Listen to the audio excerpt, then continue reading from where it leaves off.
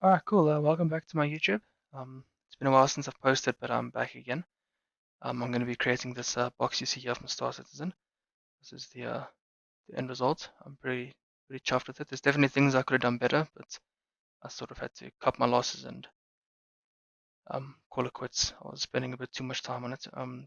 So this is going to be a bit of a different format from the rest of my videos. This is going to be me creating this box in Fusion 360 and Substance Designer. A bit of a weird Substance Painter. Sorry, it's a bit of a weird combination, but it works, and I'm going to make it work better. You'll see here that the high-poly to low-poly workflow just works so well with Fusion. It's really amazing. But yeah, bit of a different format, and if you do enjoy it, then let me know. And if you don't, then also let me know. Then I'll make changes to upcoming videos. I do intend to post a bit more on this YouTube, so I'd appreciate the support if you're willing to give it, if this helps you at all. I feel like there's lots of videos for people on how to use certain software packages and the intro into those packages and stuff like that. But I feel people are also looking for how to take what they've learned from all of these different videos and how to put it into a workflow where they can actually create something that's you know game ready that they can put into Unreal Engine or Unity or whatever it is and actually make something that's deliverable to a client. And this is sort of the workflow that I've come up with. It's okay. This is the first project I've done inside Fusion inside Fusion to make a PBR asset. Um, Most of my Fusion work has been more industrial stuff, but it's a workflow nonetheless. There's definitely useful things in that can help towards creating deliverable stuff. This, after all, is a deliverable that you see on the screen here. Um, but yeah, if you enjoy it, then please just let me know in the comments. And if you don't, tell me what you didn't like about it, and we'll make changes to the next few videos. So yeah, hope you enjoy. Um, yeah, cheers. All right, cool. So here we go. Um, I'm just gonna do this nice and slow. I'm not gonna be commenting on the smaller things like what buttons I'm pushing and stuff like that. So just on the things that I think are major to the workflow that I'm using and things that really will have an effect on um, the way I use the software and then the way I'm modeling to do the high poly to low poly baking and stuff like that. So yeah, just starting out here, Fusion 360 definitely isn't the best software for creating game assets, but the thing that I've just really fallen in love with is the Boolean operations and how smooth you can make everything very, very easily. So I'm really loving that, but the only problem is when you want to take your high poly model to low poly. Generally, actually, when I do high poly to low poly workflow, I usually create the low poly version first, and then from there I'll make the high poly. Um, but here you sort of create the high poly, then the low poly, and yeah. For this particular project, I actually took it back into 3ds Max and did some removing and adding and stuff like that. But this is the first time I've used Fusion on high poly to low poly and any sort of game asset. So this is a bit of a learning curve for me, and I think I could have done things better. And when we get to that in the stage, I'll explain what I could have done better. But yeah, Star Citizen. This is one of their game assets. I've been playing the game now I've been a backer since 2016, and then I only started playing within the last few weeks, and I'm really loving it. The amount of graphical detail they have in there, and just so much detail. It's insane. It's really inspiring to anybody who's making not only game assets, but people who are really enjoying the whole sci-fi, thing. Hard surface as well. There's some amazing stuff going on. But yeah, so I'll just this box you see me making here is part of a mission that you do in the game, and once you've done about 10 of them, you know it pretty well. So I just thought it was a cool thing to recreate, and it's a very simple model. That's just one of the reasons. I don't want to make a 10-hour video here. Yeah. I don't really upload that much anymore on my YouTube and stuff like that, but I want to sort of get back into it, but more in like a chilled format, not creating intense tutorials, but rather just showing my workflow and how I do certain things, because I think that's where a lot of people are missing, um, videos and tutorials is it's people will get to a stage where they understand how to use the software, but it's difficult for them to how do I say it? Like to understand how to put everything together into a workflow where you can create something that can be delivered essentially. But yeah, something I've done here, you can see I always mix the two up, but there's chamfer and fillers. So creating low poly assets, what's really useful and what I've done here with this edge is you chamfer it so that instead of having one line down, a 90-degree line, you have two 45-degree angles lines on your edge. And then if you fillet that afterwards, it just adds amazing smoothing when you bake that from your high poly to your low poly. So whenever you do a straight angle, a 90-degree, if you can afford to add two more extra verts, or if it's a more complicated model, it can be more, of course. But if you can afford that geometry, you must definitely at least consider using it, because if you bake your smoothing groups from your high poly to your low poly on anything that's not a 90-degree angle, if it's nice and the flatter the better, of course. The lower the angle, the better. But generally 45 degrees, if you add a chamfer to that and bevel it, it just looks amazing when you bake it down. That's one of the things I love about this software as well. When you actually do and I say like I've done it a few times, but the first time was now when I did this. When you bake it down from the high poly to low poly, I use Substance Painter for this. Like, there's just no problems. It bakes down so well. I did have some issues actually, but that was because of my unwrapping. I didn't put a terrible lot of time into it. Because, I've got a full-time job and everything, and my time's quite valuable at this point. So I don't want to spend too long doing everything perfectly. If I can do I can put half the time into it and get the result that I want in order to teach the workflow. So yeah, I think there's going to be some dead spaces in this video when I'm not going to be talking, because I think this video is now 2 hours long.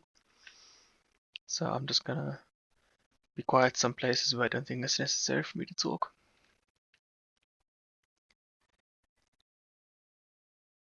One more thing I must say, I actually missed it because I was rambling on. At the bottom there you have that, what is it called? I actually have it open here.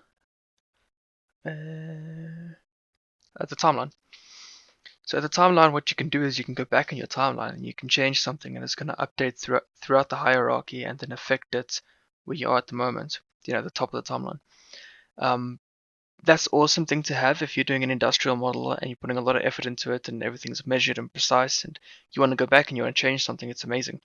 But what I'm doing here is it's very free flow. I'm just adding stuff and removing stuff as I see fit and how it feels, stuff like that. So it doesn't really work for me, because if you do that, it causes a lot of errors if you keep the timeline on. So I deactivate the timeline in the beginning of this video because it just suits the way I'm busy modeling at the moment.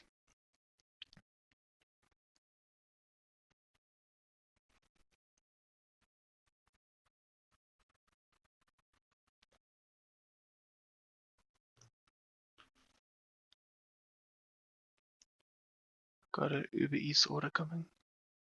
I can't wait. So yeah, you can see what I've done so far. If I've created the 3 main sections of the box, that's where those seams you see are wrapping around the entire box. So I've blocked those in and I'm quite happy with that. Got all the major forms. Now I'm busy doing the major forms on each individual component. And you can see what I'm going to do here.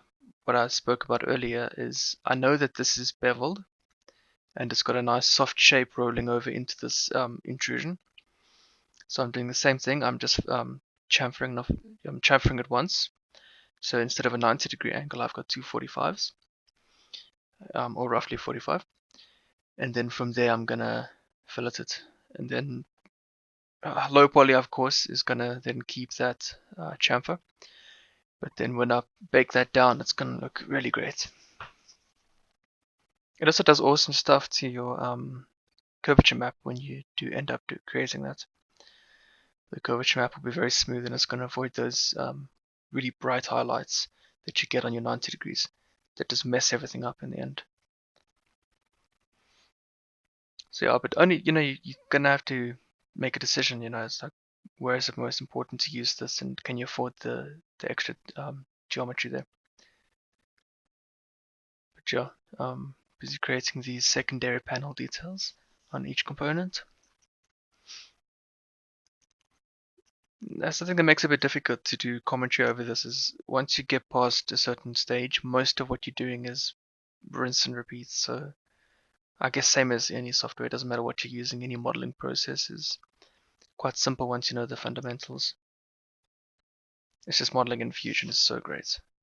I I don't know why I stayed away from it for so long. I love it so much.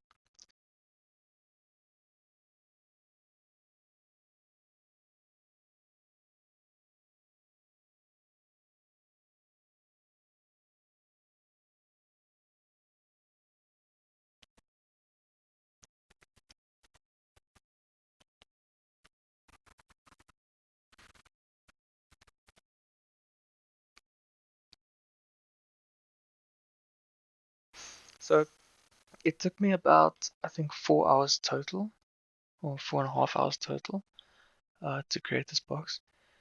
I could have done it a bit faster if I, wasn't focusing on recording and, stuff like that. But that's 4 hours on this one box in the game. It really gave me an appreciation for how much effort they put into this game, because everything in the game has the same amount of detail that this box here does. And complicated models. I mean, if you just look around the edge of that screenshot there, it's high detail stuff. It's really great. Such a great game.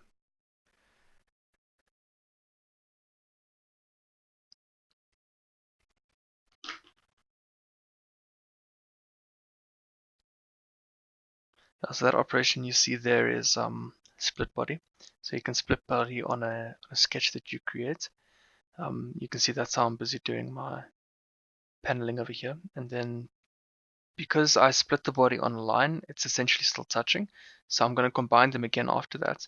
So it's still one model, but I've got really nice paneling around. So you get those fillets on the side. Oh, and look at how I even show you in the cross section. So you get those really nice fillets around, but it's still connected. It's just, I think, the easiest way of doing it. But if you do have a complicated model, you don't want to start cutting everything. So I actually got to figure out, I don't know if I can cut to a certain extent on it. But then it's already joined, so you can't rejoin it. I don't know.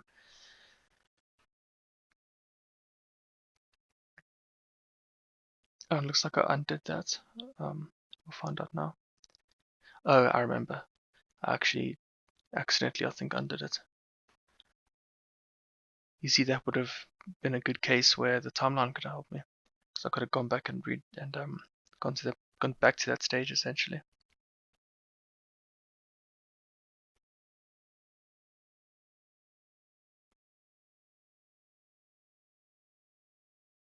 But yeah, I hope this video is going to help somebody. It is a bit different from what I'm used to, but in my opinion, this is the type of thing that I would have wanted when I was learning. Not so much because it would really frustrate me when I know how to do like 50% of what the software can do. I know the shortcuts and I know what the operations and stuff like that. Watching a video when somebody's like, okay, then you push, F3 to get into wireframe mode. It's a waste of time and it's a bit irritating. So here it's purely my workflow, and my intention is to only talk about the things that have an effect on the end result, if that makes sense. Yeah, I must just get better at the commentary over the video, but I'm sure that'll come with time. Because yeah, I do intend to do more of this sort of thing. And for those of you who are in the beginning phases, um, I think this video, I must double check, but I think I recorded it in 60 frames, so you can even slow it down afterwards. In YouTube, there's an option to play at half speed.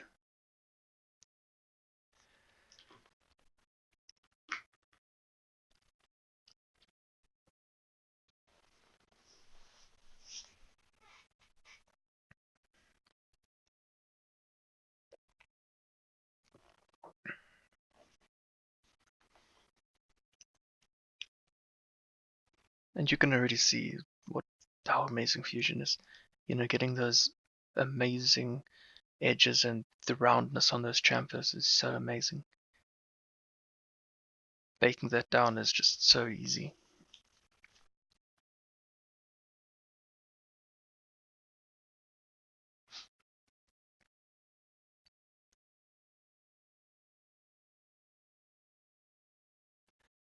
Over here, what I'm doing is I'm going to extrude this up and then join it to the rest of the model so that I fill in all of the seams that I made before and the stuff that I don't want.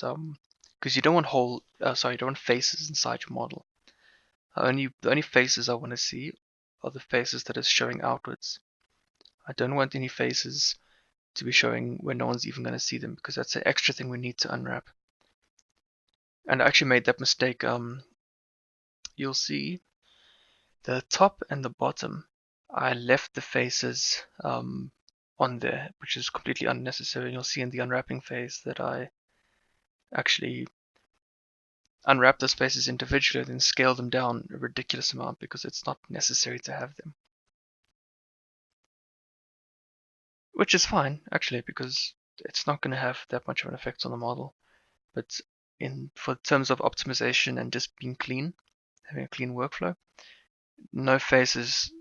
You shouldn't have any faces that's pointing where the player won't see them. Yeah, so I think we're coming along nicely here. We're at 15 minutes in. I think there's another about 40 minutes on the modeling stage. But you can see we've gotten a lot of the larger forms in, so the rest is just going to be detailing and stuff like that. What I should have done, a lot of these, and you're going to watch me do this, and it's painful to watch because I know that it's kind of stupid, but a lot of the details that are going to go into the low poly, I'm busy chamfering and I'm busy adding details to it. It would have been better for me to have taken, to have not done any chamfering or any smoothing on objects that I know are going to be in the low poly, export that out, and then use that as my low poly, so I can use that as a base where I can maybe just delete some, some lines and stuff like that, which I think will speed up the creation of the low poly phase. But yeah, I didn't do that. So I ended up doing a lot of retopology and stuff like that, which is completely unnecessary. But like I said, this is the first time I've done this kind of workflow with Fusion. So, learning curve.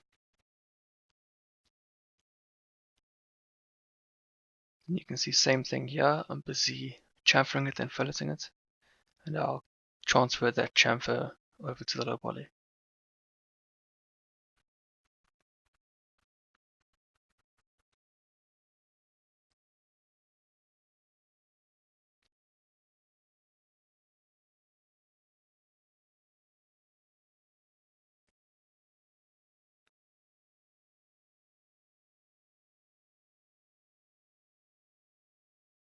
And you can see I'm going to get a little bit confuculated over here because I'm busy. Fusion, you can't do a sketch on a curved surface, which makes sense. You can only do it on a plane. And this box here wraps over onto that fillet we got there. So it did confoculate me a little bit, but using the mirror feature, it worked quite well, and I came right there.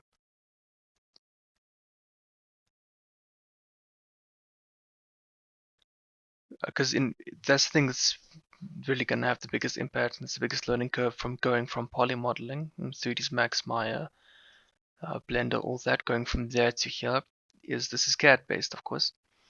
So everything you do here it's in the name. It's what is it? CAD. It's computer assisted design. So everything that you see, every operation is mathematically calculated and then executed. So if it doesn't make sense mathematically, or in the real world, it's not going to work. That's something that you just don't have in poly modeling. So it takes you a while to get used to that, but once you do, I would say it's actually a benefit because it does keep you grounded and you spot mistakes early on because the software won't let you make mistakes. For the most part, at least. But yeah, I wouldn't say Fusion's for everything. You know, if I was gonna, of course, Fusion won't do any organic stuff. That won't work. You know, but if I want to create like a rocket or a spaceship or anything that has a lot of flow, I won't use Fusion. But for hard surface, Fusion all the way. I actually want to try. I think it's called Moi 3D. Is it called Moi 3D? Let me look it up real quick. Moi 3D, I think, is free. And I've seen some really amazing work coming out of this. I think it's free. I know Blender's got some nice plugins for hard surface modeling as well. But yeah, I want to get back into Blender a bit. I think it's come a far way since I last used it. I think I last used it like 4 years ago. Is it free? Oh no, it's not free. I don't know why I thought it was free. What's up, Moi 3D? I forgot which software I'm thinking about now. I think it was Moi 3D. Well, it's not bad. It's $300. But is that for a year or for a month? I'm not sure. Fusion's not expensive. I think Fusion was not bad at all. What is the price here? The price point yeah, $500 a year. That's manageable. Very manageable. Best value for money is the Substance suite. I mean, you get everything and 60 download points, which 60 download points per month, and the chances of you using all 60 per month, unless you're like super busy. I mean, that's 2 a day. That's ridiculous. Well, I'm full-time working, so I don't really have much time to do this type of thing. But I suppose if you're not working or if you're working in the industry, those 60 points can go quite fast. But for me, I'm probably not going to use them. Not use them all at least. But yeah, best value for money. It's such amazing software and it's so cheap.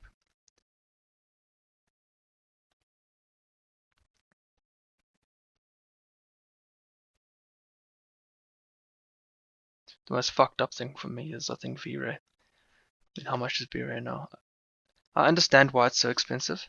It's incredible, but I don't think they have a package where they cater towards people who don't have like a studio or a production company. Let's check V-Ray price. $1,180. And I think that's for a month. Let me have a look quick.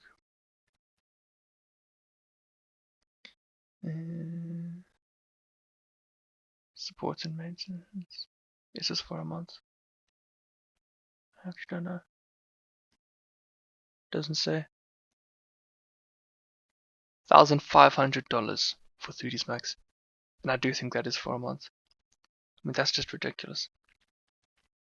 Like, yeah, you charge that to a production company or something, but somebody who's doing freelance work, that's a bit steep, eh? But there's great alternatives. Such as Blender. I must just get back into it. I mean, from what I've seen, Cycles is looking pretty good lately. But yeah, at the moment, I'm not really doing ray tracing stuff.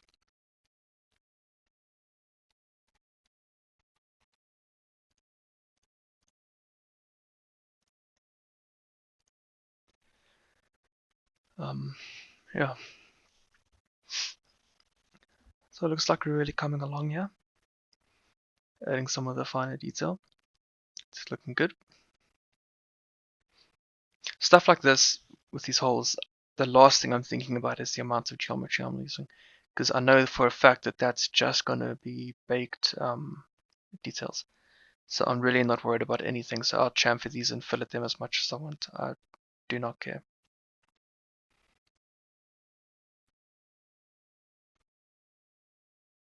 The thing that bugs me, I think, the most about Fusion is the lack of shortcuts. for like duplication and moving, you have to right click on it, hit move and duplicate, and then an extra window pops up and you have to hit that check button. That irritates me. I like to work fast.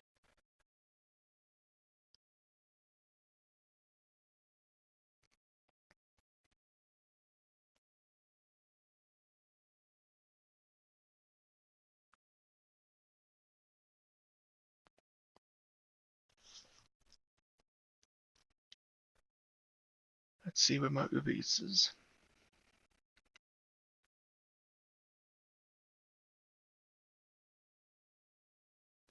Heading my way.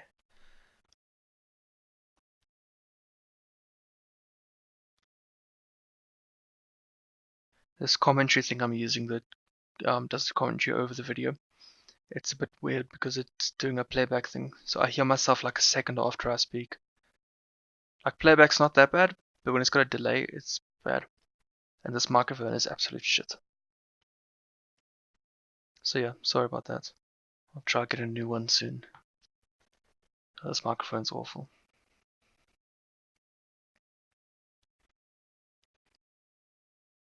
But yeah, it's difficult to put my mind in the mind of a beginner. So if you're watching this video and you got a problem with something or you would like something done differently, then just let me know and I'll make changes to my future ones. If this gets any views. I think my last video got like 200 views. It's piss poor. My Blender stuff did really well.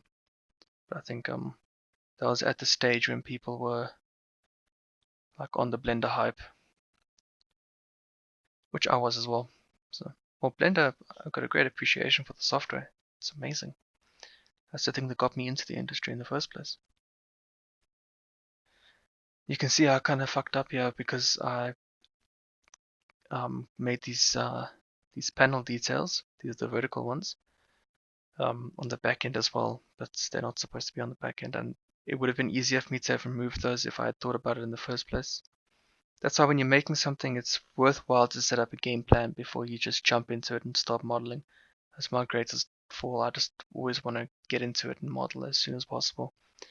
But doing your homework and actually looking at what you want to create and make notes and stuff like that, it saves you so much time.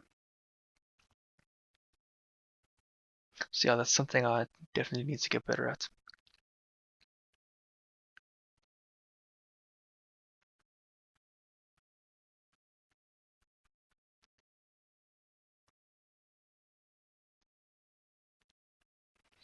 Enjoy. If you're watching this and you don't like this more chilled video where I'm just talking over what I'm doing, then let me know and I'll maybe revert back to talking while I'm modeling. Any problem I have with that is I struggle to multitask like that. Either I'm just talking over myself and whatever, or I'm so in the zone I forget to talk. Like this is nice because while I was modeling this, I was listening to good music, maybe watching series or whatever it is. Then I just really forget about the fact that I'm recording and I just model.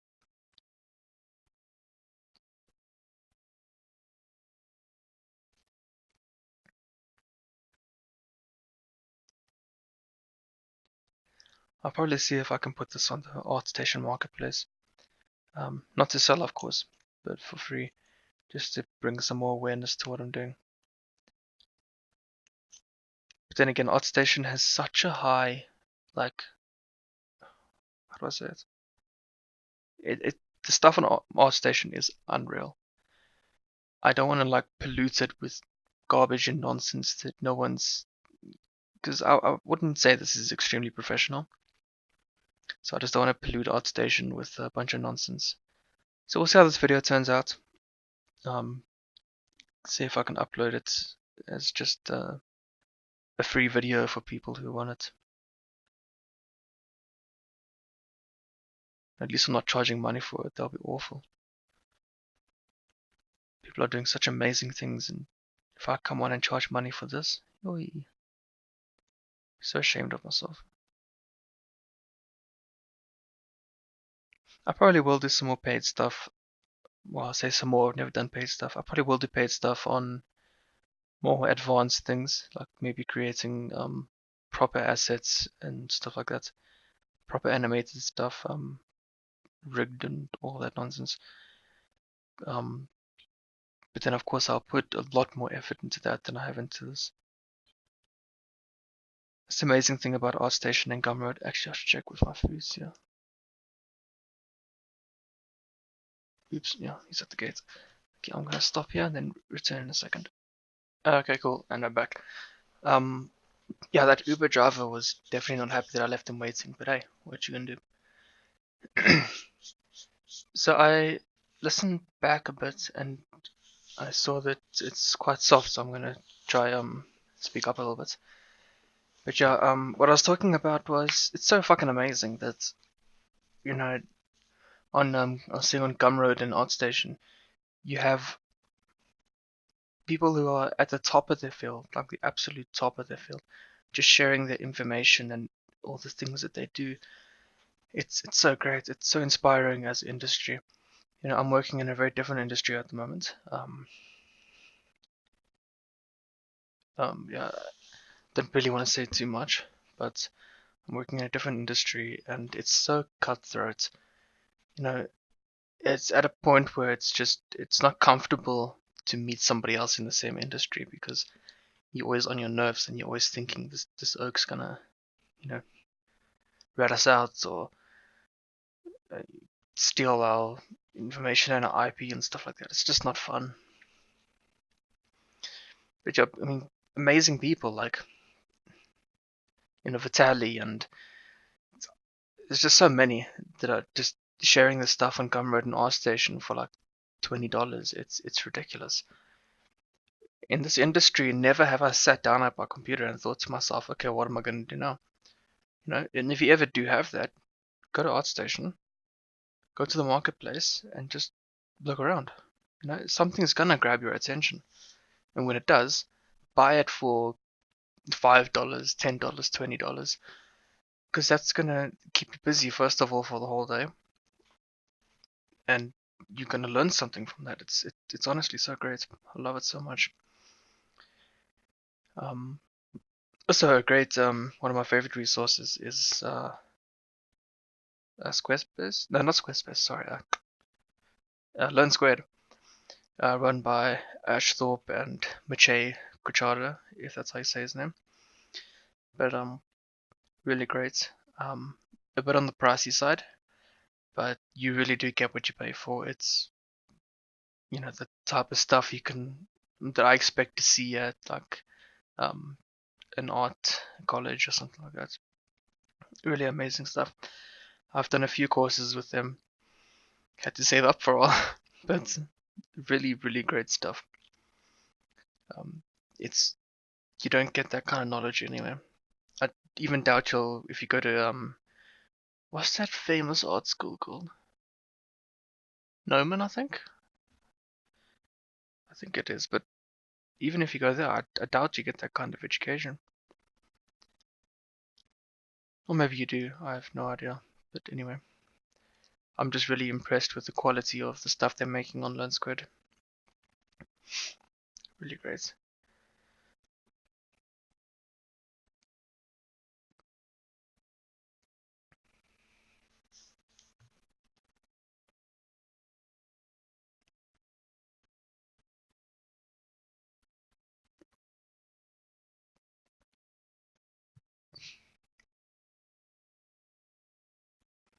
See over here, I'm using the array modifier. This is something I regretted eventually. I should rather have done the array on the model instead of the sketch. No, sorry. I think I'm gonna, yeah, no, this is what I'm doing. I'm doing the model I'm doing the array on the model. What I mean is I should have done it on the sketch because when I would like to have combined them all into one model. You'll see what I'm talking about just now, but I think there would have been a better way to execute that.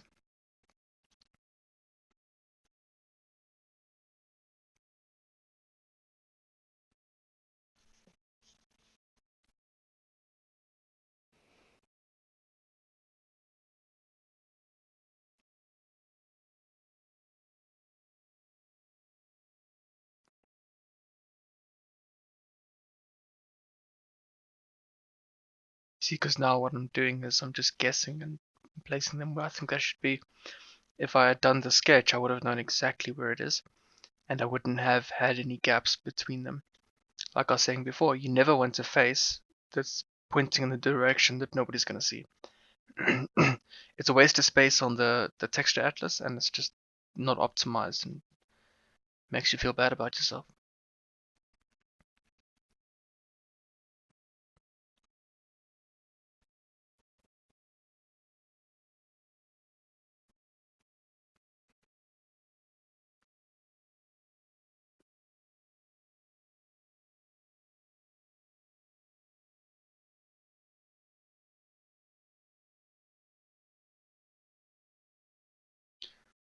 Kind of did a cheatsy thing there.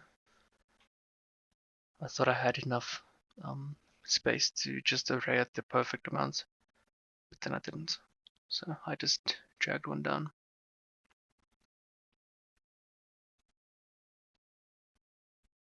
Because then you can see what I'm going to do here is I'm going to add arrays, but it's not arrays, sorry, I'm going to boolean them to attach them all, but it's like not the best way.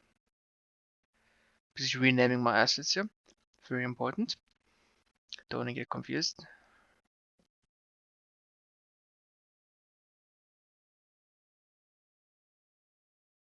I think one of the best videos I ever bought, I think it was 500 Rand. I'm South African, so Rand, but in dollars, I don't know, $45. I forget the guy's name now, but he owns that company, the Chamfer Zone, and I actually bought a few of his videos, but the one that really made an effect on me is he did the the AK-47, and that was just a really great video. I learned so much. And he's in the industry. I think he worked on all the Call of Duty games. And his workflow that he uses to create every single asset in his professional career, he's just sharing with everybody. It's insane to me. I've never seen that in the industry before. It's so great. And you can't even boil it down to, oh yeah, these guys are just trying to make a quick buck.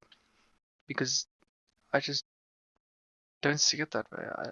If they wanted to make a quick buck, they would create a store where they're selling stuff for $100 per, course.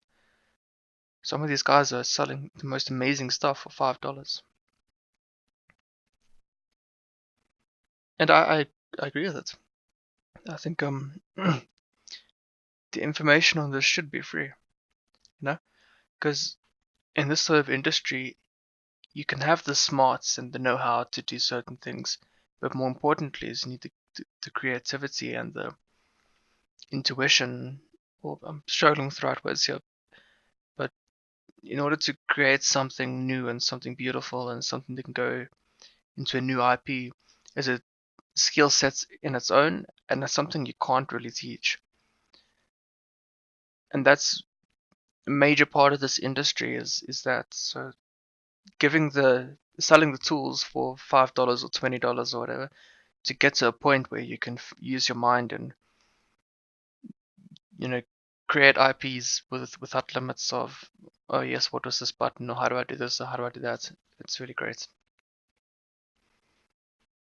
And that's how I see it. The stuff that should cost is the end result, because then you're combining your knowledge of the software and everything, but with your creativity and your intuition to create something new.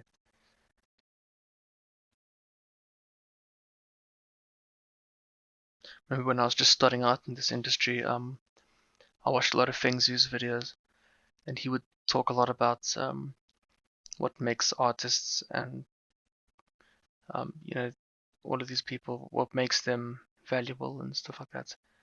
Really smart guy.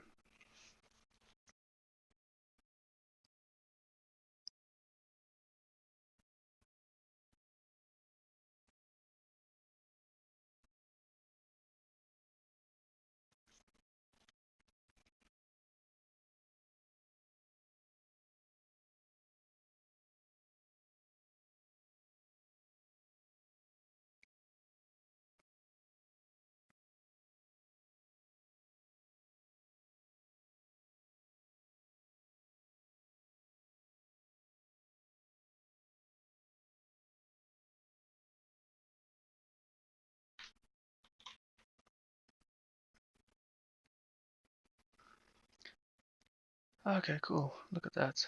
So this is now, I think, the second. I did the modeling in 2 stages. This is now the second one. Full disclosure, I had a few beers when I started the second portion, so let's hope I don't do anything too stupid.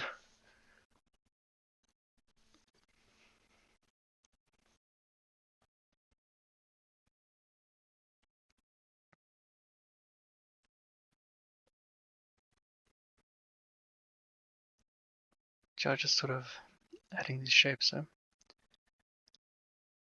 it's so great being able to sketch something and then extrude from that sketch when because they give you so many tools to really be able to sketch what you want. It's a really, really great workflow.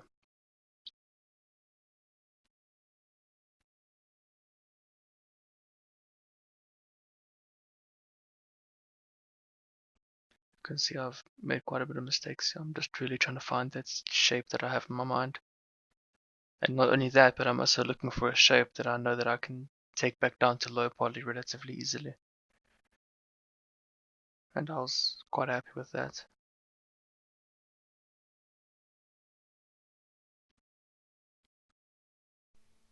So there where you see that those pink lines, that's called the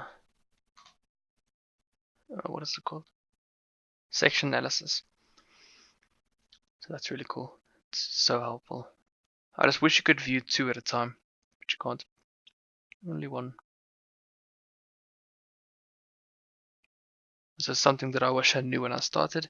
If you want to move something or fillet or chamfer or whatever, you can begin the operation, put in a value of like 1 or 2 or something that just so that it initializes the, like it tells, excuse me, it tells the computer that you're now choosing what you want. And then you can select a wall or a chamfer or anything like that and it'll match up to that. That's something that I wish I knew. You see what I'm doing it over here? So great, so useful.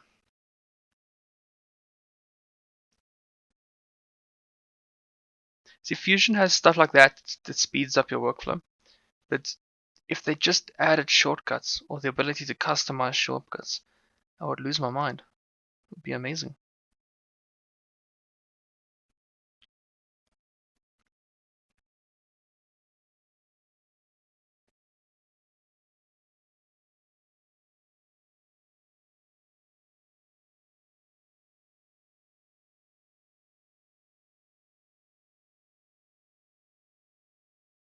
Tedious process. I should have chamfered these or filleted, sorry, before I duplicated. But well, it is what it is.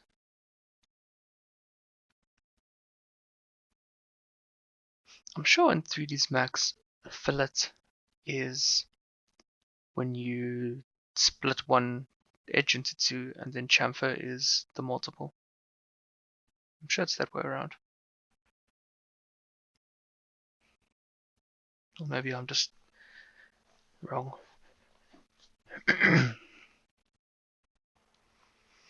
Okay, 42 minutes in. Modeling process is going to end soon. At the moment, I'm just doing some optimization and cleaning up those panels on the backside like I spoke about before. Then after this, I didn't leave the low poly creation in the video purely for the reasons that it's a box. I really don't think anyone's going to struggle too much with that. But if you would rather I'd let it in, then just let me know in the comments, and next time I'll leave it in. It's just a thing of like, I don't want to make a 5-hour long video. I want something that's more or less consolidated, but it's not all over the place. Like, this is nice and specific because this is just going to be modeling this box in Fusion, taking the Substance Painter, and then just finishing it. I don't want to create something where it's all over the place and I'm using 5 different softwares. First, I don't even know how YouTube's going to recommend that to people then. Actually, on second thought, I probably should have split this up into 2 videos. But oh well. Going with it now.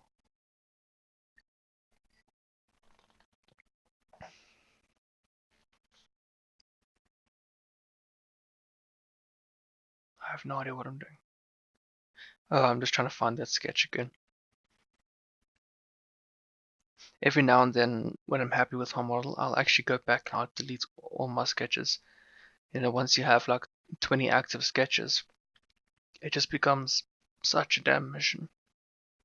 And you can see what I've done here is I'm busy separating all the objects, all the components into its own objects, so that when I do the high poly to low poly,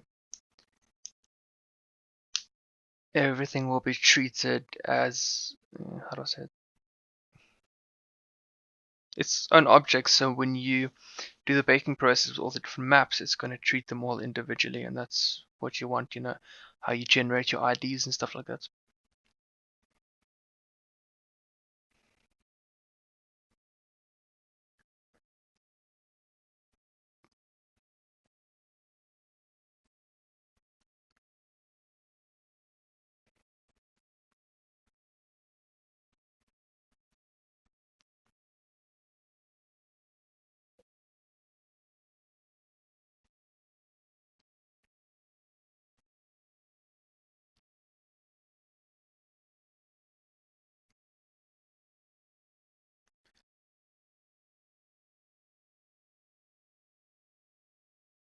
You can see I'm just getting everything ready for the next few stages.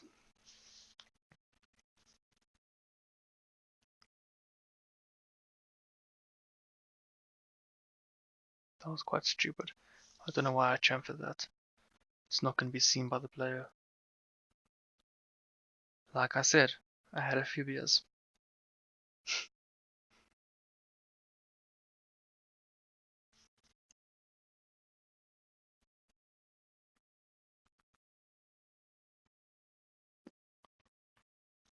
Then again, this is going to be strictly normal detail, so I'm not too worried about it.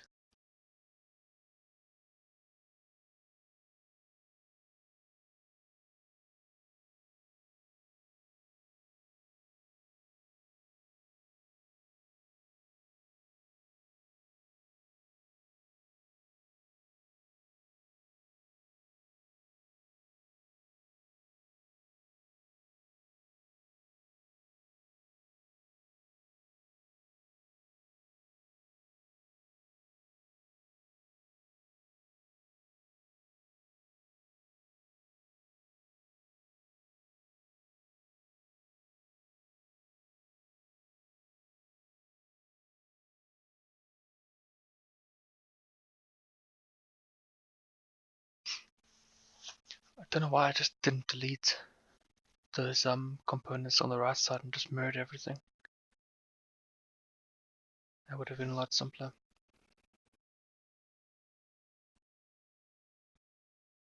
Yeah, because this is now just a mess. I'm just busy faffing around.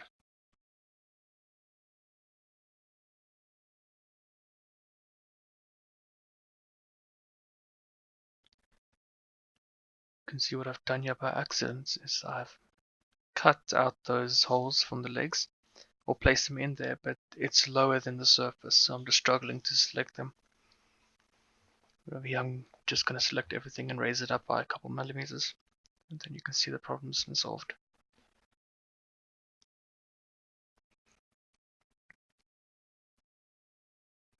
That's another thing that has a lot of merit to it.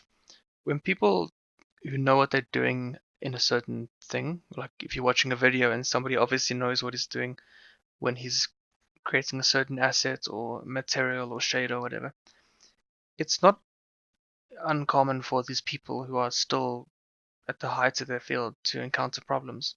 You know, there's a lot of merit in watching somebody solve problems in their problem solving process, especially when it comes to the more technical software. You know, it's like that saying, you learn from your failures. You learn a shit ton just from trying to fix something that's not working. You know, because throughout the fixing process, you get an understanding of why it broke, and just throughout that, it's going to help you future It's going to help you with your future of the software.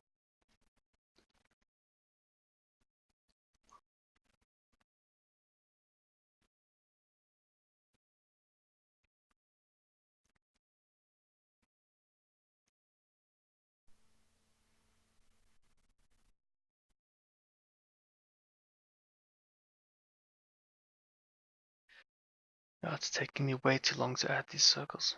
It's just ridiculous. Such a simple operation.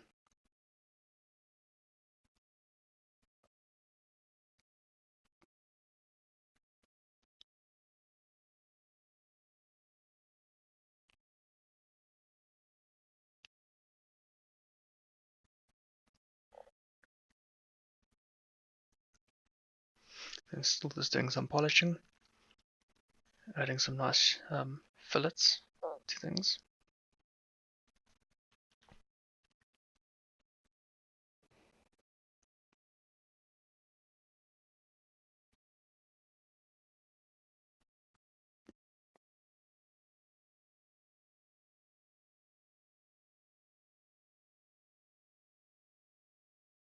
Over here I didn't realize that holes I added are actually... Oh no, this is me trying to add the lights. Yeah, so that's just... My intention was actually to just do a sort of bar light that we can add a simple emission onto it. Something that you're not really going to see that well. But throughout the high poly to low poly, I actually lost the lights. So I never ended up actually putting them into Substance Painter. Like they just vanished.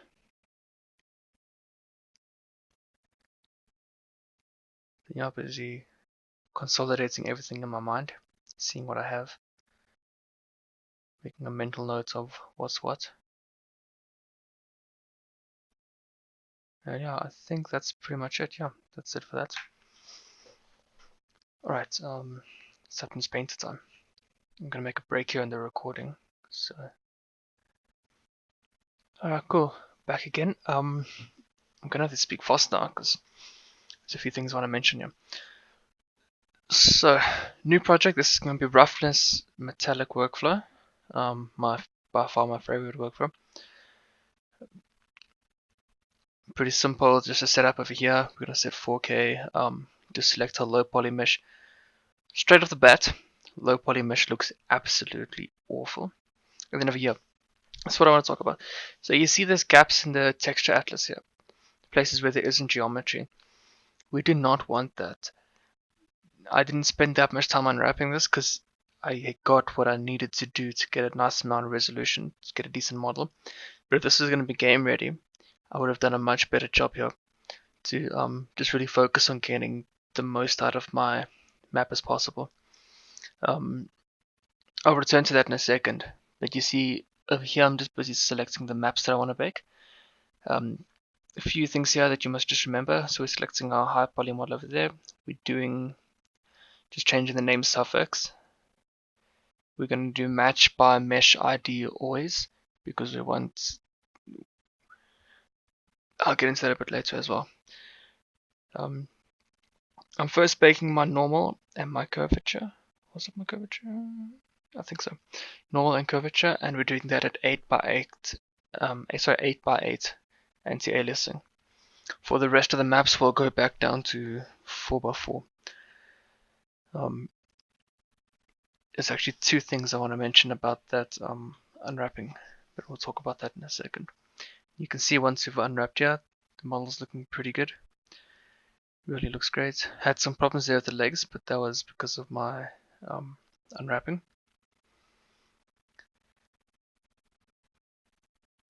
Okay, so, and over there as well, also unwrapping there. Over there, you can see that's quite interesting. Something that I learned from, I forget his name, but I was talking about him earlier from the Chamfer zone, is that whenever you unwrap something, you want to keep everything as straight as possible. You don't want curves. As long as it's not going to deform the mesh too much and start creating stretching, you want to keep everything as straight as possible because that anti-aliasing is going to come into play, and it's going to it's going to start making everything look very bad. Like you can see there on that door that goes up, we have that's not a lot of pixels for those crevices in the middle there. So as soon as you have at least one row of anti-aliasing on there, it's going to mess it up completely. The texturing is going to fix that a bit, but we'll just avoid it completely. So I would say the unwrapping process is the point where you want to put as much effort as possible into getting it right first time, because it really can be the difference between making a project or asset looking extremely professional or just extremely amateur. It's so easy to mess it up completely, and it does take a lot of expertise and skill to unwrap a model very nicely. But yeah, you can see I've just done some other maps there: ambient occlusion, curvature, and world space, I think. Now we need the mesh ID, which is just gonna let us select the different components we have, so we can set different materials for each. And I also haven't used Substance Painter in a very long time, so there's a bit of a, you'll see me just playing with different things and trying to get what the result I want. What I usually do in Substance Painter is I never start from scratch when creating a new material. I usually take an existing one and then adapt it to what I want. So you can see I'm going to do the same thing here. I'm just going to go through a bunch of them and see which one has the correct sort of properties and reflectivity and stuff like that I want, and then I'm just going to copy it over and adapt it.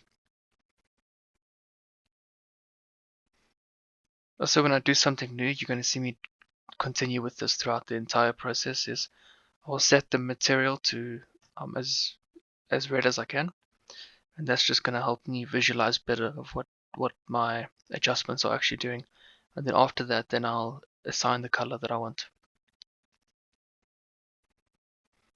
So I think here what I'm doing is I'm first adding in some of the normal detail, but we'll see if I'm actually doing that in a second. Yeah, that looks like what I'm doing.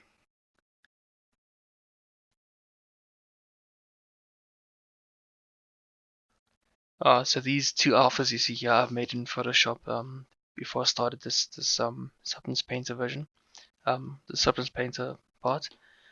It's just simple writing and logos and stuff.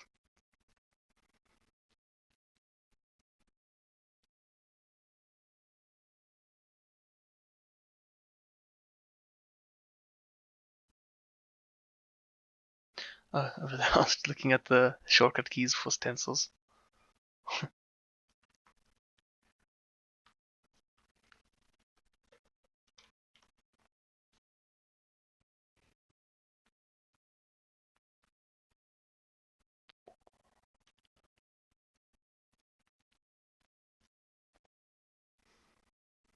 But yeah, I think I'll put up an example of what I think is good unwrapping. I'll just overlay it, and you can see what I mean.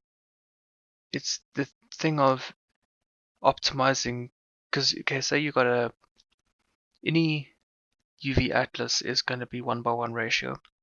It can vary in resolution and textile density and stuff like that, but you always going to maintain a 1:1 ratio. That's how everything's going to remain basically square pixels in relation to each other as well, so everything's going to be consistent. And you, meaning that you have a limited space on your on this map that you're unwrapping everything onto. So you want to utilize that as much as possible. So you don't want any empty spaces at all. And you'll see that in the screenshot that I'm going to throw up.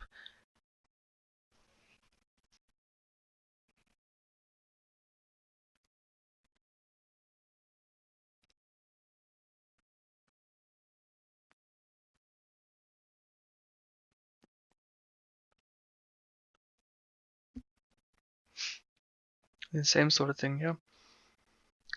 Always start with the the bigger shapes, and I'll throw in colors even if they're not what I want. It at least gives me a starting point and gives me fortifies the general idea of what I want, and then from there I'll go in and make the changes.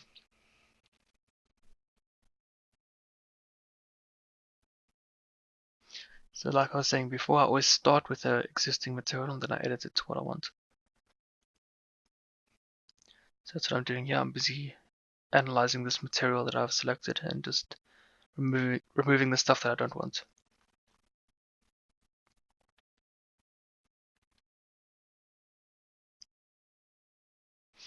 In Substance Painter gives you amazing smart materials off the bat. You might as well use them. It can save you some time, and you'll often see something that they're doing that you wouldn't have thought of yourself. So that's really great. The actual Substance library is so massive. It's absolutely insane.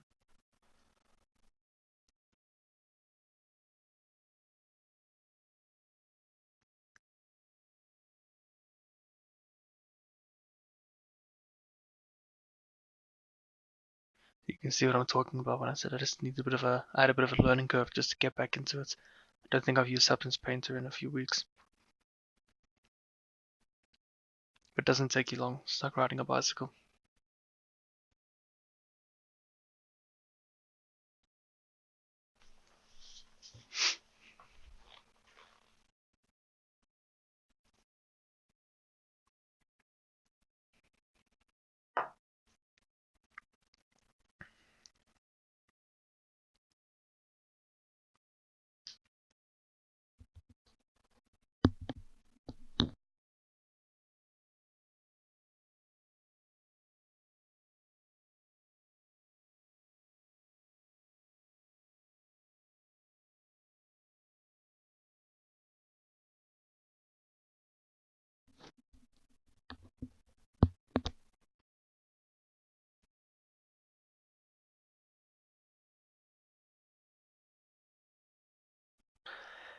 So you can see I generally have the basic color and roughness variation that I'm looking for. So here you can see I'm going to be creating a group, throwing that in, and then masking it to an ID with or masking it to a mask with color selection. So you go in and you pick the color you want, and that color is going to be drawn from the ID map that we baked from a Highpoly.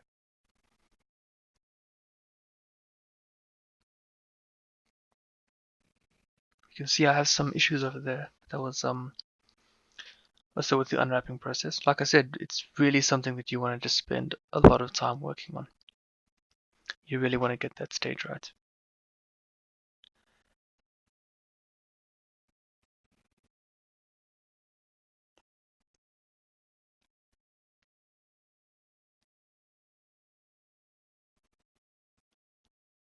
Trying to rename some things there. I'm generally quite an organized person, but whenever it comes to a project, it just falls out the window just so fast. I don't know why. It's because I never want to take a break and step back and actually like rename things and organize. Once you get in the flow, it's hard to leave.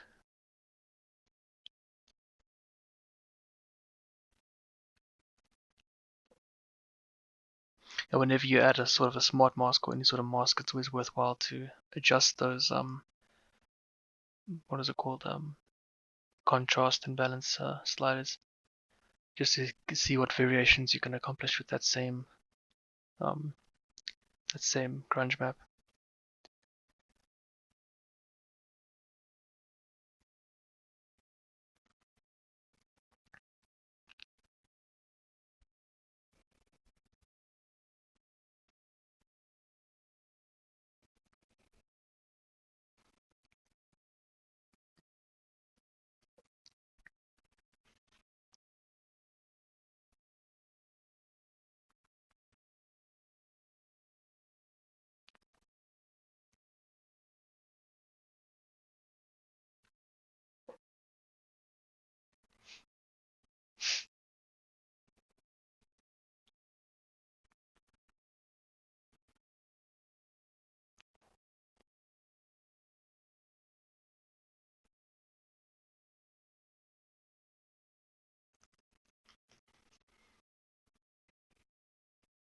At this stage, I'm just playing around and really trying to find something that's gonna work for me.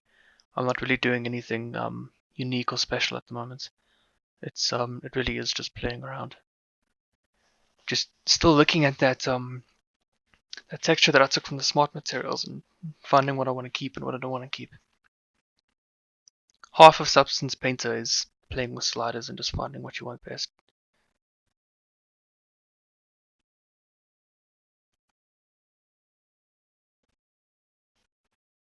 This is something that I didn't do, but I would have benefited from, because at the end of this project, I do take it into Unreal Engine and have a look and see how it turned out. What you want to do is you want to consistently change between your environment maps so that you get different lighting on your object. Otherwise, you'd get a false sensation of what colors you're actually picking. I noticed when I took it into Unreal Engine, it was much darker than I had thought, and that no doubt came from the fact that I only used one environment map while I was busy with the process. Yeah, you can see me using the stencil here. I used it for those other normal details as well. Very, very useful. And yeah, if you want to do a stencil, but you can't get exactly what you want inside the 3D view, you can go ahead and apply it in the 2D view, which is great. So you can see that's what I did there. But doing that, I didn't. The grates in the middle there weren't aligned with the actual box in the 2D view, so you can see I'm just aligning it and adding that onto the grates there.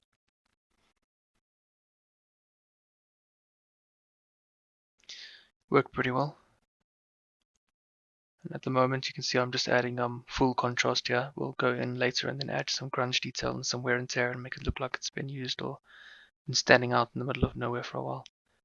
Got some environmental damage on it. Busy doing some cleanup.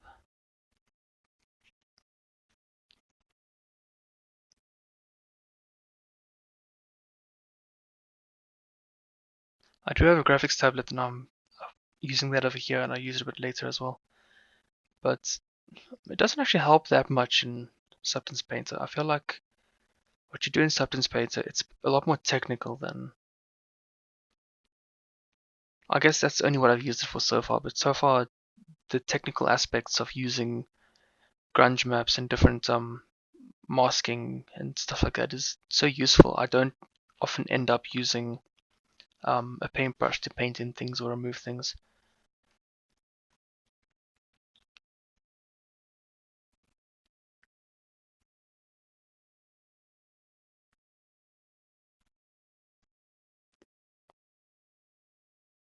Then again, like I said before, just busy blocking in those basic colors and shapes that I want.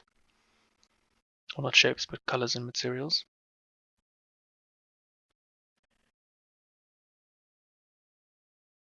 Then over here, I'm gonna throw in those labels. So best way to do that is to add a mask and then edit the mask instead of painting on manually, so that you can still change whatever you want inside the material and the mask will still stay the same.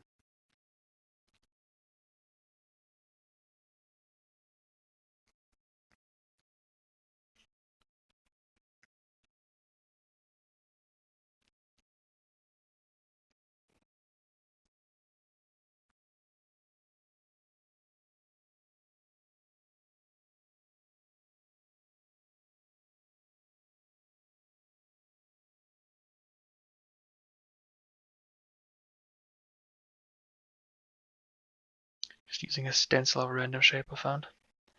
I think there might be a way of using I seem to remember there was a way of using like a sort of a lasso, or what they call it in Photoshop, like a polygon creation thing.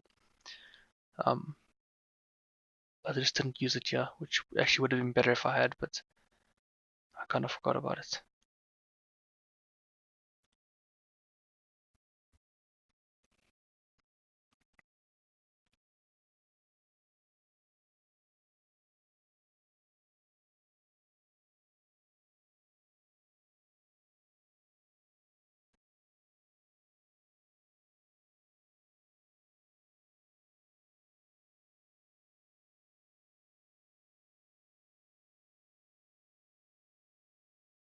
And yeah, like I said, it's these always using red so I can get a real good understanding of what it is I'm actually doing and what effect it's having.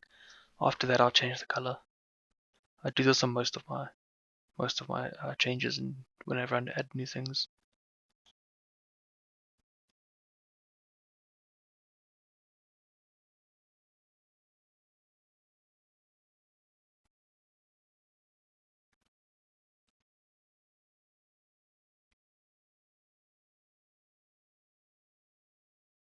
Over here, I should have actually done that on a separate layer because it's a different material for that fast and reliable um, text over there.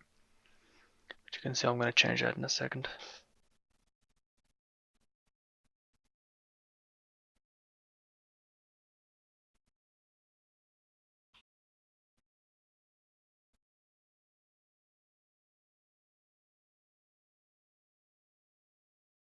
Oh wait, no, I did change it because before I had it on the red logo layer, I think, and then I changed it to the white layer at the bottom there.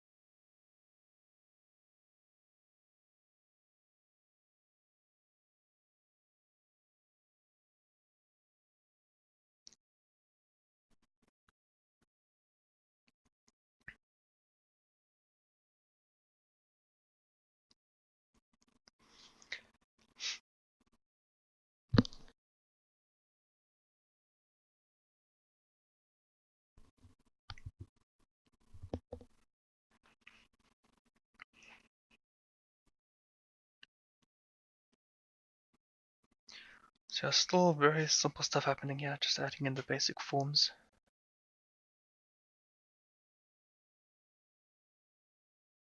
Everything, with a project like this, everything really comes together when you start to add grunge and damage and stuff like that. It just brings a whole new level of realism to it. You can see already, with that sort of reflective difference on those labels, it's looking really good.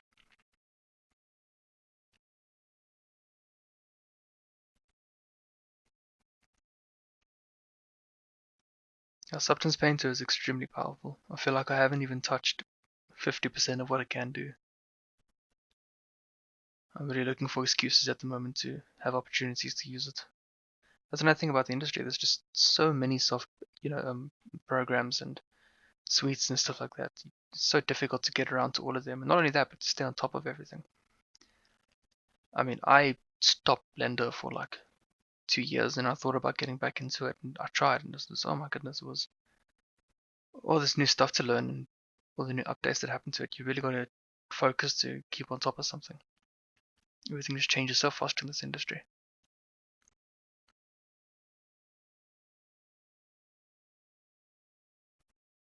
So these problems here, you can see with the normal detail, these are no doubt massively at the fault of the unwrapping, which can be fixed, of course, with a bit of time.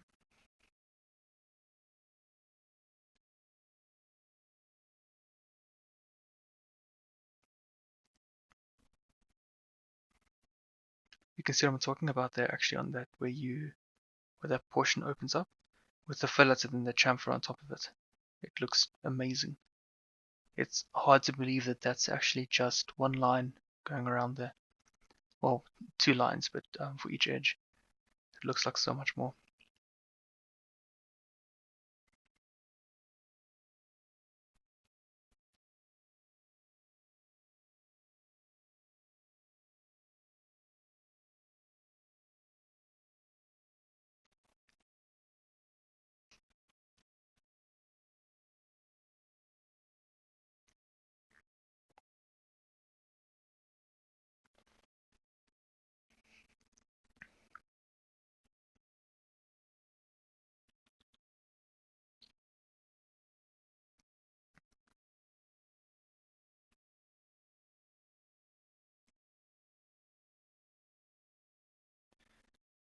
So you see, I'm gonna start to think about adding some of that grunge and damage and wear and tear to this. Initially, I try with the paintbrush, thinking that it'll look cool, but didn't really get into it. I eventually just used some masks and stuff like that. Both have merit, both can work very well. I just wasn't really feeling the brushing portion of it here. Like I say, the technical support on this is so great. You can accomplish so much with masks.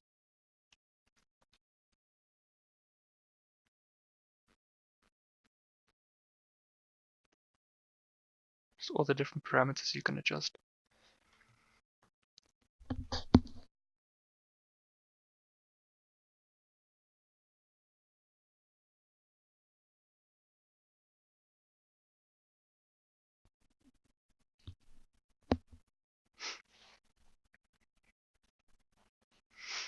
Don't know if you've been watching the time at the bottom there, but most of this is happening at the moment. Not, but most of this happens at like midnight when I'm home from work.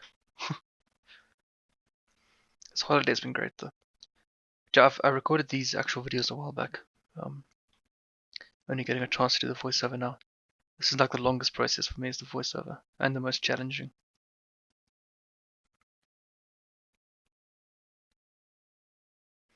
I've come to the conclusion, if I have nothing to say, just shut up.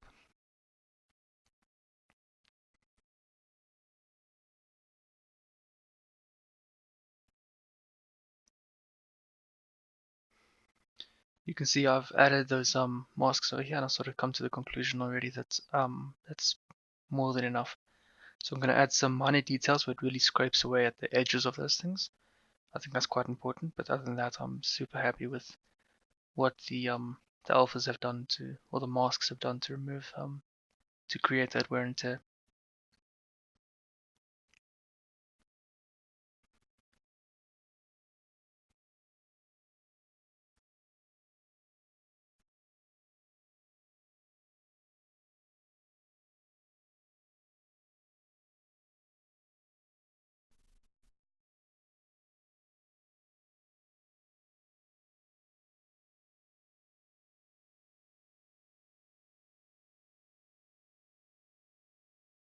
You can see that I really wasn't coming right with the painting part. Just didn't have the right settings actually.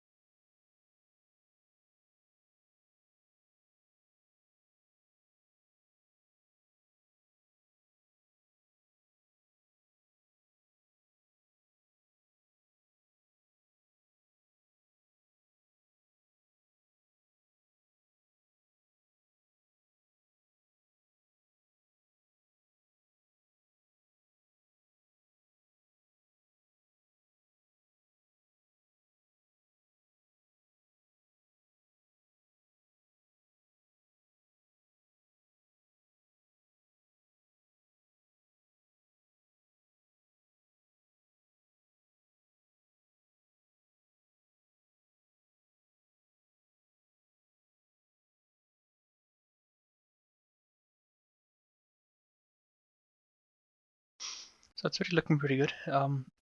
Once you're finished with this sort of the basic colors and labels and stuff like that you want, the thing that really brings it together for me is when you start merging everything together, and instead of doing effects on one thing, or instead of addressing everything individually, when you start adding masks and grunge and everything on top of all of your layers, it sort of really brings everything together. It makes it feel like it's one object.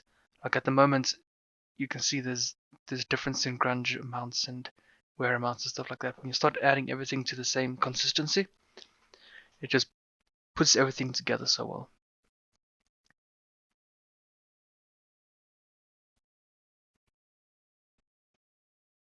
I mean, you can see immediately as I added that mask on top of this logo, it puts it back to the level of of the majority of what the model is looking like, and it just makes it look so much more convincing as one object, or an object that could be real.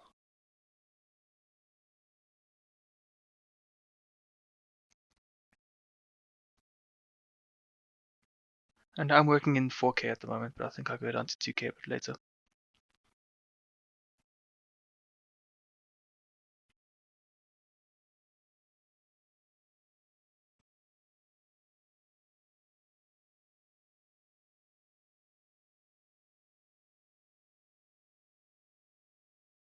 Again, like I said earlier, I really wish that I had thrown on some other environment maps so I could see what the materials were doing under different lighting. That's something for you to keep in mind, and what I'm supposed to keep in mind whenever I'm busy on something inside. It doesn't actually matter what software it is, always just keep changing your environment. Especially with PBR, I mean PBR is so dependent on what it's reflecting. So more so if when you get to metal. But I think most of this is plastic, so.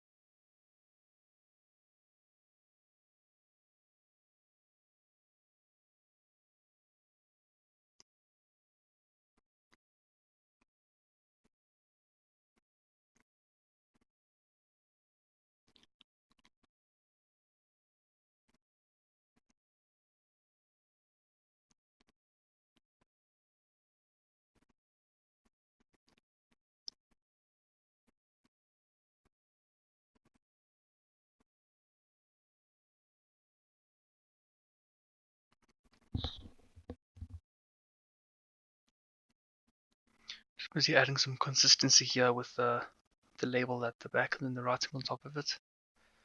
So you can see at the moment I'm trying to use a different alpha, but I decided to scrap that idea and use the same alpha that I used at the back there. Just to make it look consistent.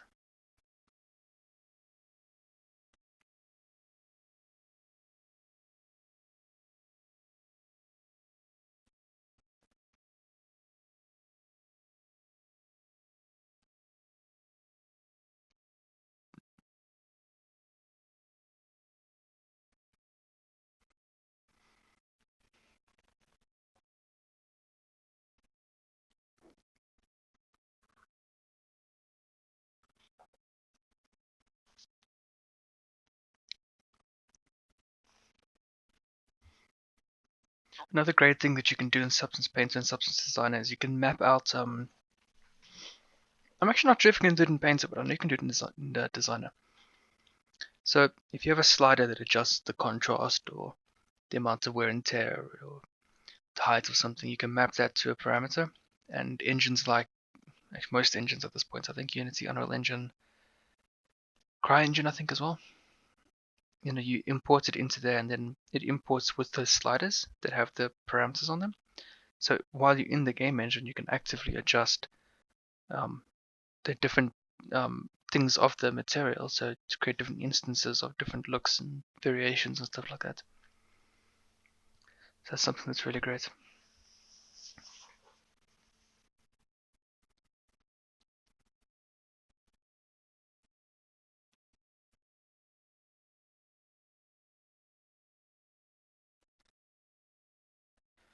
So throughout this whole process, I still got my reference images on my second screen, so I'm not just just doing things. I'm following reference here.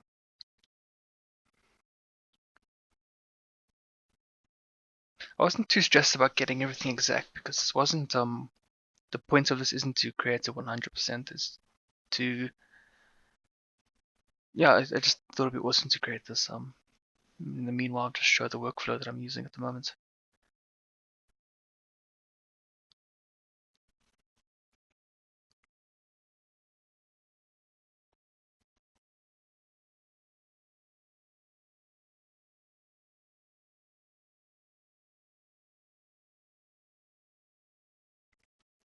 Busy analyzing it there.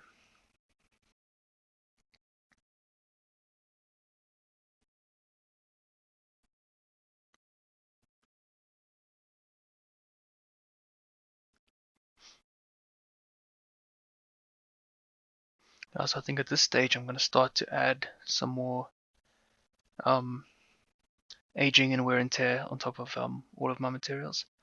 And this is really where it starts to look like a production asset.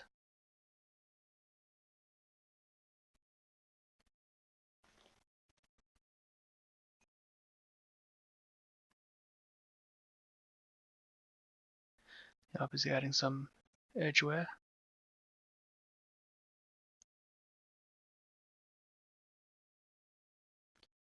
Again, always play with the sliders. You can really even accidentally find things that you really like.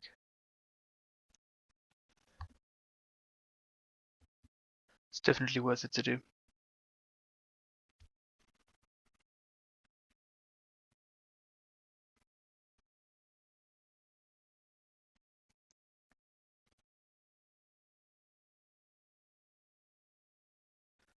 Something that's useful to remember as well is you don't need to rely on the pure map that was baked. You can add that ambient or curvature map as a layer, and then you can add levels to that layer, and you can start adjusting it there. So you do have control over that. I think I do that later on. I'm not quite 100%. I don't 100% remember what I did do, but that's something to keep in mind definitely. Because in my experience, most curvature maps are baked too bright on the actual curvature. I do prefer more of a fall off.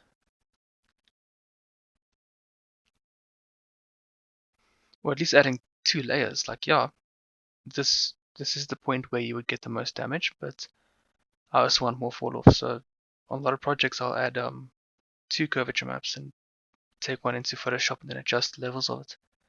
Or just do it in the software, that's fine too.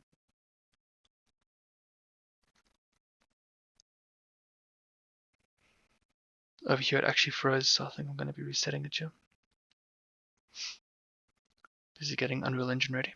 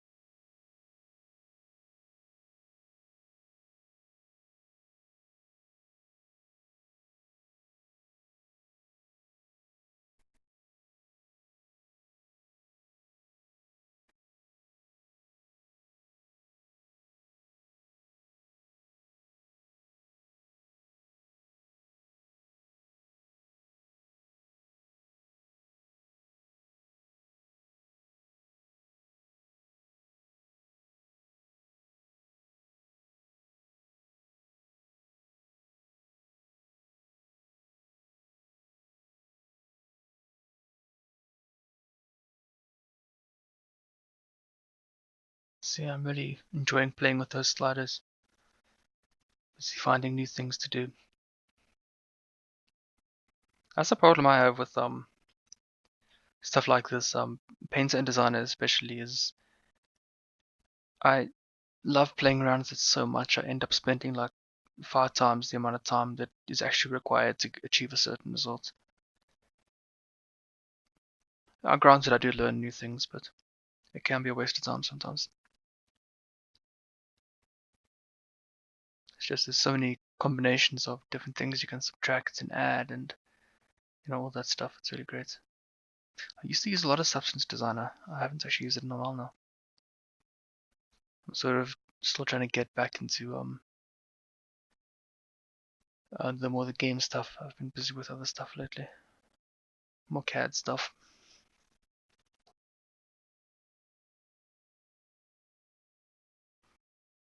There's something really beautiful about creating a game-ready asset, because the amount of effort you put into making it optimized and as clean as possible is just really great. It's so cool to be able to see something that's so complicated and looks so just high poly, but then you actually break it down to its element. It's like raw geometry, and you see that it's actually so simple. I think it's so awesome. Like if you were to look at this box, there's definitely problems with it and things I'd like to change, but if you just look at it, there's no way you'll actually think that there's such little geometry in here. That to me is just something that's really great.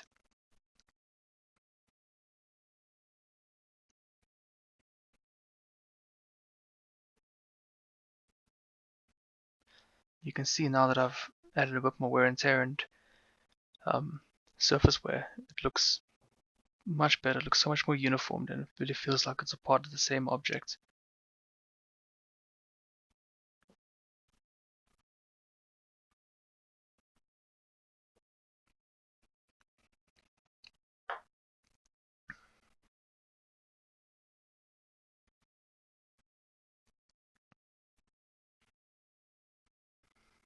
So there that I'm adding now, that's just plain scratches. No fancy colors or anything, that's just height detail.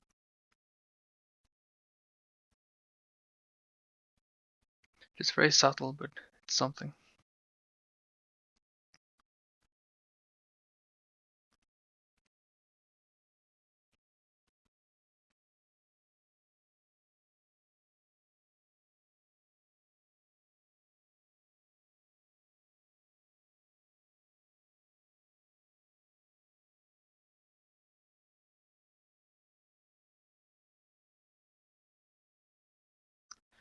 Yeah, I thought those letters looked a bit too perfect, so going in there and just breaking up some of those fine edges.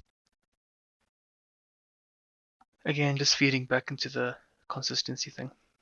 The box looks like shit, so everything on the box must look the same.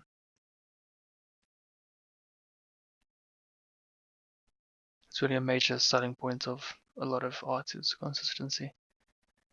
You can't have something that has edgeware and then labels and stuff like that look perfect.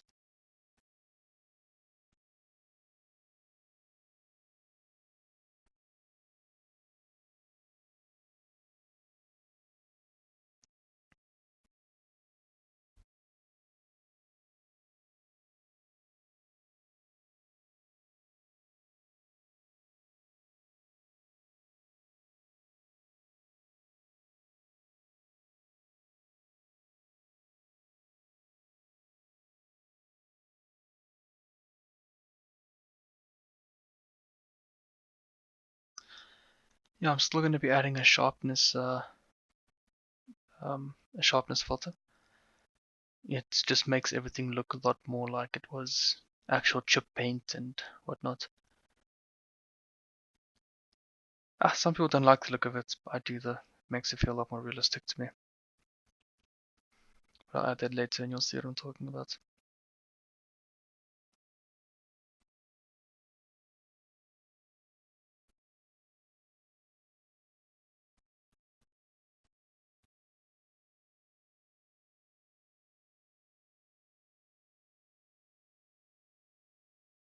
So I think that's most of the work done at this point. Now it's just really those secondary components and whatnot.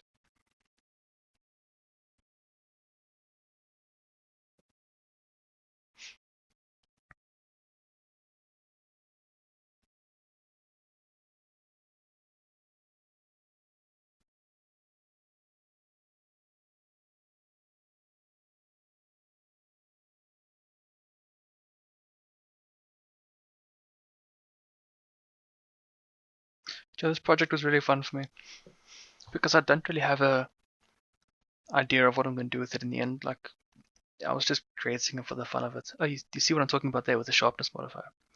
For me, that looks really great. It really adds a sort of sharpness to things that make it look like it's actual paint that's being chipped off. So there's things you can do to that to make it look a little more realistic. Like you can start saying that, okay, this must only affect certain parameters or certain layers or whatever. But for this project, I overlaid it on top of everything, and I thought it looked great.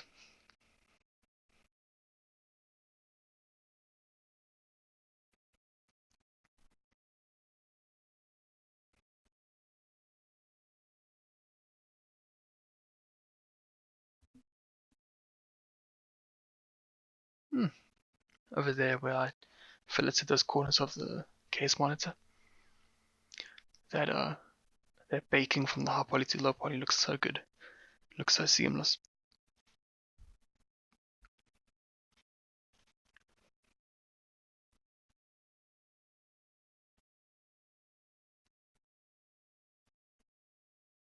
It must be like one of the best things in this world to see a low poly model that has an awesome normal map on. I love it so much.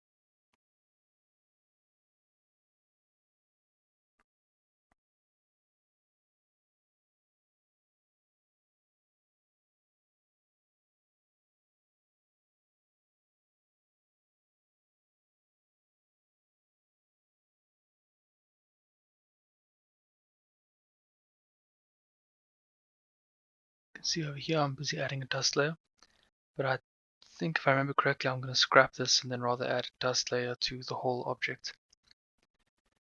Or maybe I kept it on and added a, yeah I did I think.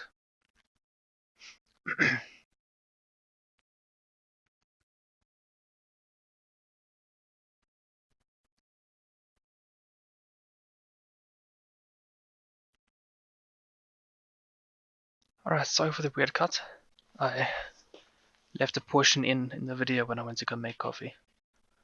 So it's just like 10 minutes of nothing. Alright, yeah. So yeah, project's looking good. I think it's almost at an end. And the last portion then will be just throwing it into Unreal Engine. It's crazy, it didn't feel like I worked on this for so long. Doing this commentary is like, holy shit.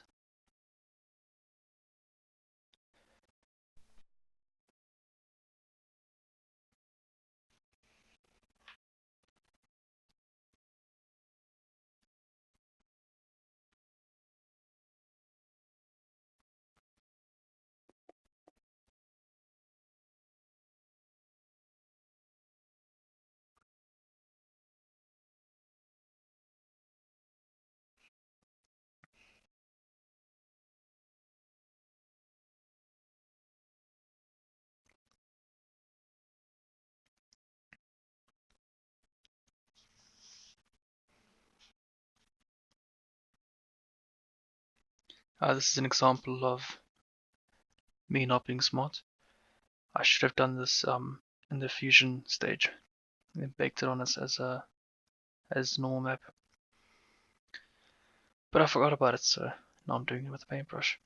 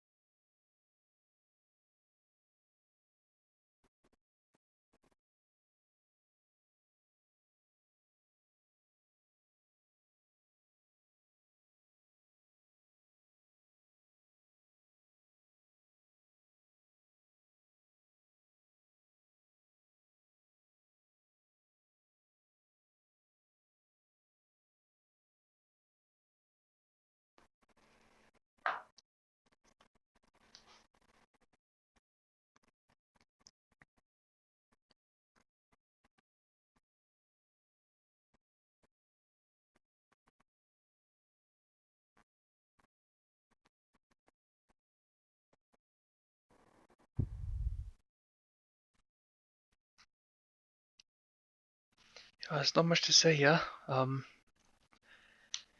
Just me busy adding the rest of the detail here. It's just these legs now. You can see the ongoing problem of the bad unwrapping on these legs has created more problems. There's lots of things I could have done to fix this and to rectify this in the early stages, but I didn't. So now I've got to suffer the consequences. So yeah, it's just that that map over there. I'm just going to edit over. So you do that just by adding a paint layer on top of that map as a full layer. You can see this going in and changing that a bit. Again, this can be fixed. This is the kind of thing I hate, because the entire package of Substance has the tools to do everything in such an awesome flow that you avoid these problems completely. And if you don't follow that workflow, and you end up suffering for it. And it really is. They've catered so well to it that you can just essentially have no problems as long as you stick to the parameters that they give you. So this was my own fault here. But it's not too bad because it is the legs, so it's not going to be that noticeable.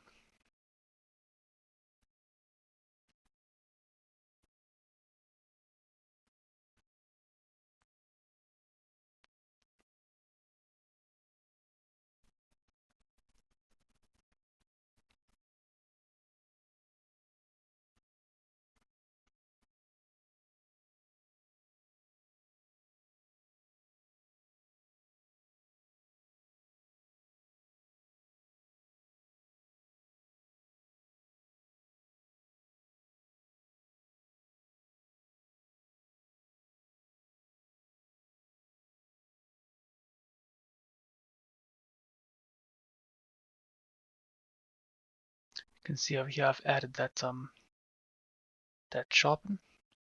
Just having a look and seeing if there's any major problems I can find, but it's looking pretty good. And you see what I mean? It looks so much like it's actual paint that's being chipped. There's areas I maybe would not like it, like there on the actual label. It doesn't look quite right there, but I don't think I noticed that when I was actually doing it. the sharpen tool, you can just apply it to things that you want to be applied to. But yeah, that looks really good for me. So I think, yeah, that's it for that. I think I'm going to be exporting it pretty soon. Oh, and I'm adding the dust layer, I think. Yeah, that's dust. Also, another layer of realism you can add. Also, it looks really good. Just add it to some of the ambient occlusion areas of your model. With a nice fall off, so it really looks like the dust has been gathering and building up for a long time.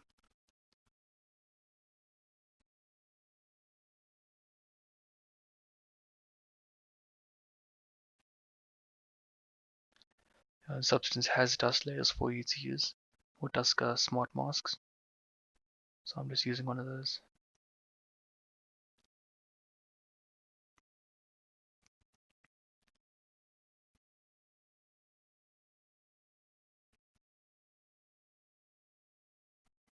Just playing with it and seeing what I like the most.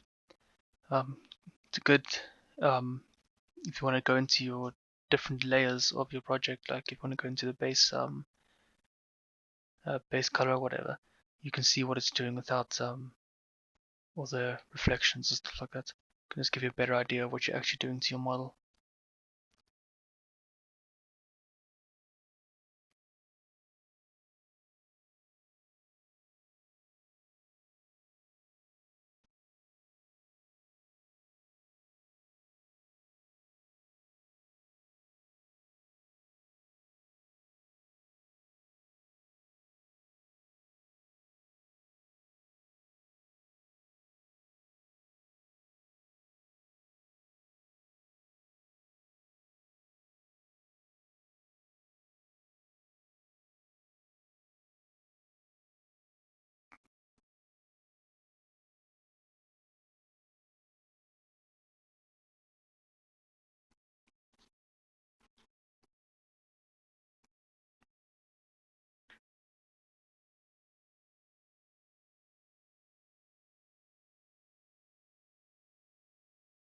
I think what I'm doing over here is I'm just trying to amplify that ambient occlusion effect. There were some areas that didn't look dark enough.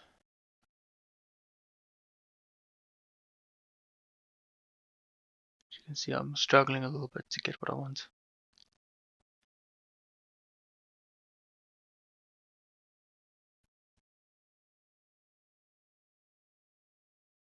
But yeah, there you go, that's exactly what I wanted.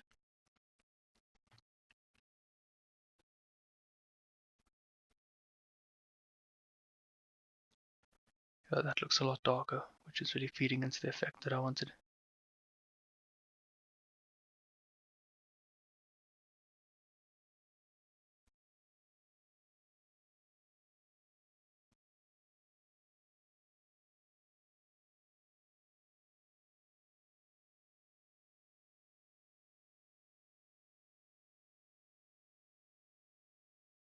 Okay, great. I think that's that for Substance Painter. Just gonna go and export all the maps now, and then throw it into Unreal Engine.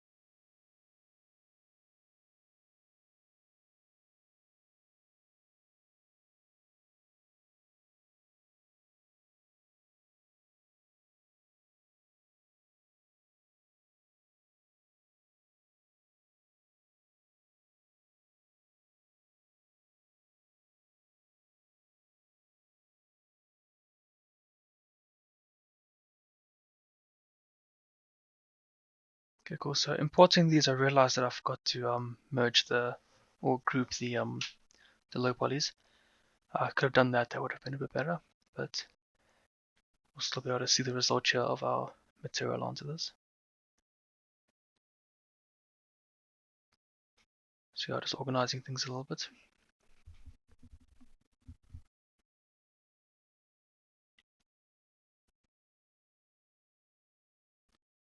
Okay, there we've got all of our textures. Simple process of just plugging them in.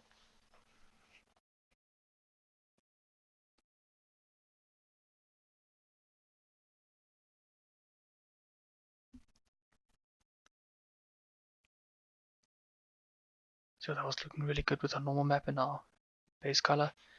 Now we're throwing everything else on. So there was an issue, I think, with the roughness. You need to import it as a mask layer. So for that, you change it where I'm going to change it now. Because you'll see now everything is so shiny. And I've forgotten that I had to do that. So you can see me busy playing with all the different channels and thinking it was in the green channel.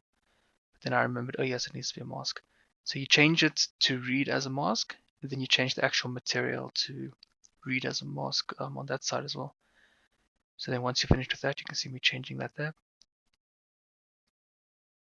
Then once you've got that sorted, you can see I'm going to reapply this and it's going to look pretty good. Yeah, there you go. It's just, one of those things like I was talking about before. If you don't stay on top of software, you just forget things and get left behind so fast.